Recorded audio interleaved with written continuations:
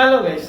So இன்னைக்கு நம்ம என்ன பண்ண போறோம்னா மீந்து போன இடியாப்பத்தை ஒரு டிஷ் பண்ண போறோம். அதாவது இடியாப்பத்தை வந்து நல்லா உதுத்து போட்டு முட்டையை பொரிச்சு போட்டு ஒரு கிண்டி இன்னைக்கு சாப்பிட போறோம். இதுதான் நம்ம இன்னைக்கு பேச்சுலர்ஸ் கிச்சன்ல பார்க்க போறோம். ஓகேவா? எங்க கூட சமைக்க தயாரா? கமாங்க. இப்போ வந்து பார்த்தீங்கன்னா நம்மளுக்கு தேவையானது ஒன்றும் இல்லை, கொஞ்சம் கடுகு, அப்புறம் வெங்காயம், பச்சை மிளகாய், இடியாப்பம், 2 முட்டை, வரமிளகா பொடி. ஓகேவா? ஆரம்பிச்சிடலாமா? கைஸ் லைட்டாக கடுகு போட்டுக்கலாம். இன்னும் நல்லா சூடானதுக்கப்புறம் கடுகு போடுங்க கைஸ். கடுகு போட்டு நல்லா வெடிக்கணும்.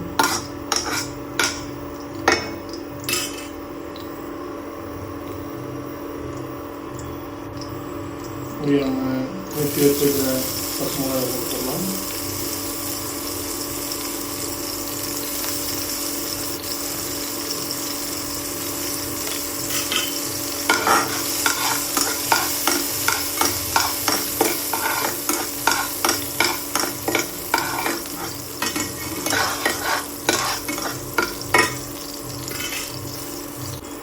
நம்ம அப்படியே இந்த வெங்காயத்தை சேர்த்துக்கலாம்.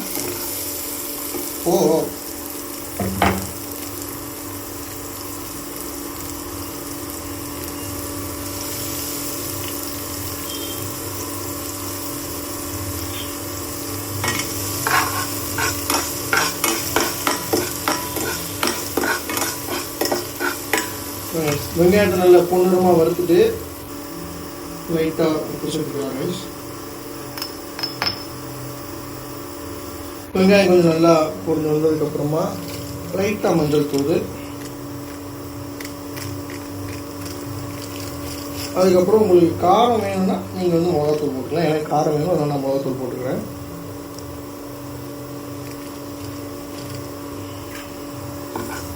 நல்லா கிண்டிக்கலாம். கொஞ்சம் அந்த மசாலா வாட போகிற வரைக்கும் இன்னும் வெங்காயத்தை போட்டுக்கலாம் மறுபடியும்.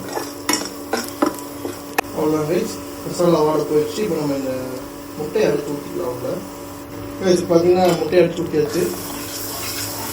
முட்டையை நல்லா பொடி மாசம் மாதிரி நம்ம பண்ணிக்கலாம்.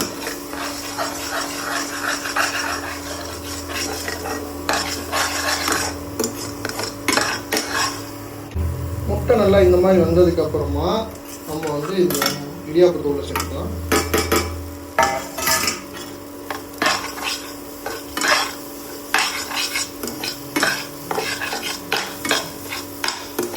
சேர்த்து நல்லா மிக்ஸ் பண்ணிக்கலாம் கைஸ். பார்த்தீங்கன்னா கைஸ் ஃபுல்லாக நம்ம கிண்டினதுக்கப்புறமா இந்த மாதிரி தான் இருக்கும். பார்த்துக்கோங்க, இதான் நம்ம எண்ட் ரிசல்ட்டு. ஸோ அவ்வளோதான் கைஸ். இதுக்கு பேர்லாம் என்னன்னு தெரியாது, நான் இது என்ன பேர் சொல்கிறேன்னு தெரியல. பட் இடியாப்பம், முட்டை போட்டு கிண்டின இடியாப்பம். அப்படி போட்டுக்கலாமா கைஸ்?